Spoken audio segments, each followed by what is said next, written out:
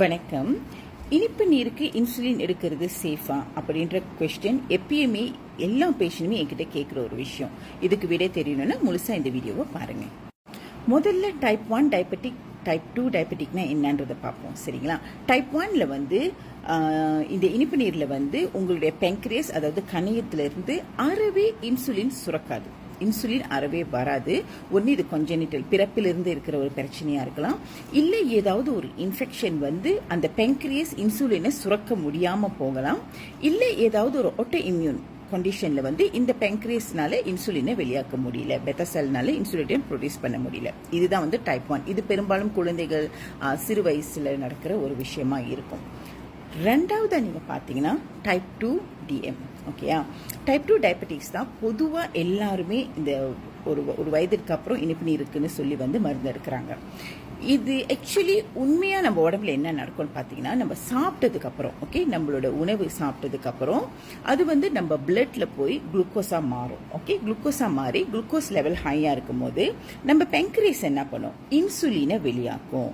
இந்த இன்சுலின் எப்படி உதவி செய்யும்னா, இந்த இன்சுலின் ஒரு சாவி மாதிரி. எப்படி உதவி செய்யும்னா, நம்ம உடம்புல இருக்கிற எல்லா உறுப்புகள், உறுப்பாக இருக்கட்டும், செல்லாக இருக்கட்டும், இங்கே உள்ள எல்லாத்துக்கும் போய் இந்த குளுக்கோஸை எனர்ஜியாக மாற்றும்.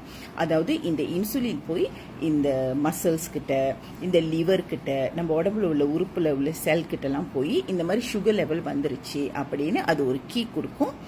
இது ஒரு மீடியேட்டரா, ஒரு கீ மாதிரி வேலை செய்யும்.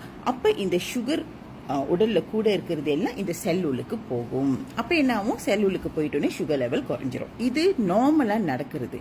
ஆனா டைப் 2 டயபெட்டிக்ல என்ன நடக்கும்னு பாத்தீங்கன்னா, சாப்பிடுவாங்க, சுகர் லெவல் ஏறும். சுகர் லெவல் ஏறிட்டோன்னே இந்த இன்சுலின் வெளியாகி போய் நம்ம மசில் கிட்ட, லிவர் கிட்ட, எல்லா செல் கிட்டையும் சொல்லும் இந்த சுகர் ஏறிச்சு, இந்த சுகரை எனர்ஜியா எடுத்துக்கோங்கன்னு சொல்லும். ஆனா அந்த செல்கள் உங்க உடம்புல இருக்கிற அந்த இன்சுலின் சொல்றத கேட்காது. அதுதான் இன்சுலின் ரெசிஸ்டன்ஸ். அதாவது உங்க உடம்புல இருக்கிற உங்களோட செல்கள் உங்க உடம்புல இருக்கிற அந்த இன்சுலின் சொல்றத கேட்காது. ஓகே, கேட்டு செல்லை ஓப்பன் பண்ணி இதை எனர்ஜியா எடுத்துக்காது. அப்பனா என்ன நடக்கும்? நீங்க ரொம்ப டயர்ட் ஆவீங்க. உங்க உடம்புல சுகர் கூட இருக்கும், ஆனா உங்க உடம்புல உள்ள செல்க்கு எனர்ஜி போகாது. அதனால தான் டைப் 2 டிஎம் வர முடியுது. நீங்க ரொம்ப டயர்ட் ஆவீங்க, ரொம்ப சுகர் லெவல் கூட இருக்கும், நிறைய தண்ணி குடிப்பீங்க, நிறைய யூரின் போவீங்க, நிறைய வெயிட் லாஸும் நடக்கும். இதுதான் டைப் 2 டயபெட்டிக். ஓகே, அடுத்த விவரங்களை செகண்ட் வீடியோல பகிர்ந்துக்கிறேன்.